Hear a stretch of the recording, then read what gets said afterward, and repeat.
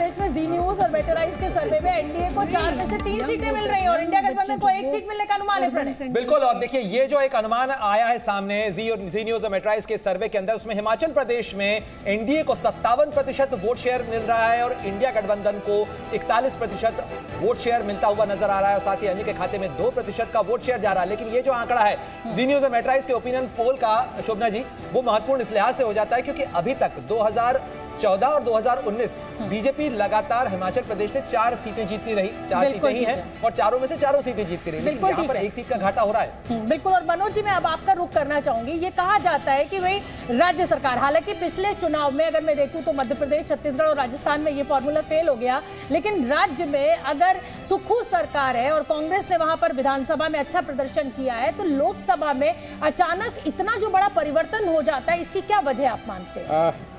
जहां तक देखिए शोभना जी, जो विधानसभा का वहां चुनाव हुए थे, उसमें ये कहना कि नहीं भारतीय जनता पार्टी चुनाव हार गई कांग्रेस के स्ट्रॉन्ग लीडरशिप के कारण, तो ये सरासर गलत है। वहां पे मात्र 17,000 वोट ऐसे थे जो बीजेपी के तरफ से सड़क कर कांग्रेस की तरफ गए और सरकार बना लिए। एक ये भी था कि जब जयराम ठाकुर जी के मुख्यमंत्री के समय जो बने, उस समय 60% से ऊपर भारतीय जनता पार्टी को वोट शेयर मिला था, उस समय सरकार बनाए थे और आने के बाद फिर सरकार बीजेपी की चली गई थी।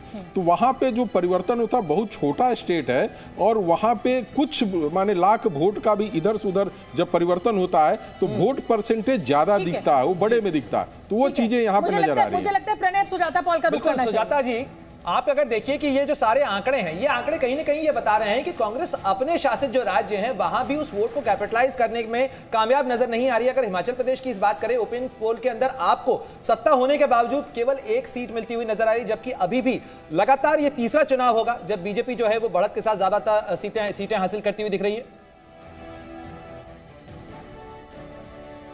प्रणय जी, एक बात तो साफ है कि दुर्योधन दुशासन कौन है, क्योंकि जिस तरीके से हिमाचल प्रदेश में पिछले साल राष्ट्रीय आपदा आई और उसको राष्ट्रीय आपदा घोषित करने से मना कर दिया था हमारे प्रधानमंत्री जी ने, और उन्होंने बिल्कुल मदद नहीं करी थी। मगर आपका जो सर्वे है वो परसों के पहले का आंकड़ा दिखा रहा है।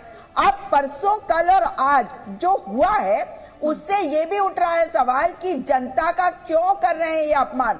भले ही कितना भी डिफरेंस कम हो, लेकिन सरकार तो कांग्रेस पार्टी की चुनी गई जनता के द्वारा। और मत भूलिए कि वहां पे ओपीएस की बात जब आई थी तो भाजपा की सरकार पीछे हटी, लेकिन आज जनता भी ये पूछेगी सवाल, और मुझे पूरी उम्मीद है कि जो आपने आंकड़े दिखाए हैं ये पूरी तरह से उल्टे हो जाएंगे आते आते। लेकिन सुजाता जी, एक छोटी सी बात कहूंगी। बिल्कुल आप बड़ी बात कह रही हैं, जनता ने आपको चुना है, बिल्कुल बड़ी बात है, लेकिन क्या बतौर मुख्यमंत्री आप ये नहीं मानती है कि सुक्खू की नाकामी है कि आप राज्यसभा की सीट, आपको अपने विधायकों की खबर नहीं है कि वो विधायक जो है वो बीजेपी तोड़ लेती है, इसको तो आप अपनी नाकामी मानेंगी ना?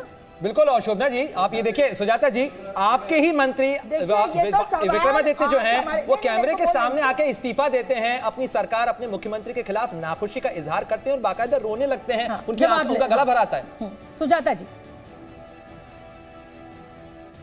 देखिए, अगर मेरे घर में कोई दिक्कत है तो डायन भी जो 7 घर छोड़कर वार करती है। चलिए, आपने सब कुछ कह दिया।